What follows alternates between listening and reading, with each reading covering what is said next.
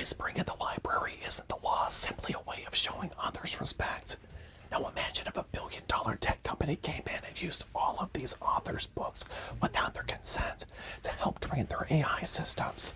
It'd kind of be like taking a book off the shelf, opening it up, and then reading it as loud as you possibly can. It might not be illegal, but most would argue it's not very respectful. I'm NBC 26 Today's McLeod Hageman, connecting with an Appleton author who says Meta did just that. She wants answers and the respect she deserves. This impacts almost every author I know, especially if a book has been out for more than 2 years. Chances are they're on this pirated list. Science fiction author Rebecca Zorno recently discovered her 3 published books were pirated to an illegal online archive called LibGen, or Library Genesis.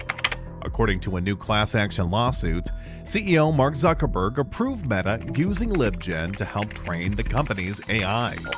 It's disappointing, of course, first to learn that your book's been stolen and uploaded to an illegal website. When you first found out that your work had been used for that, what went through your mind? It really brought a worry to the forefront. And to turn the page on the problem, Zorno says she filed a cease and desist order.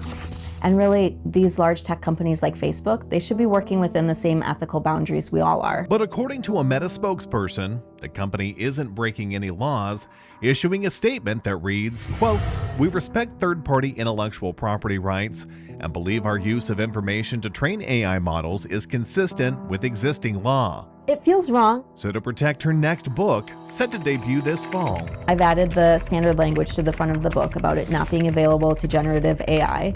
Zorno adding she's not completely against AI, pointing to programs like spell check.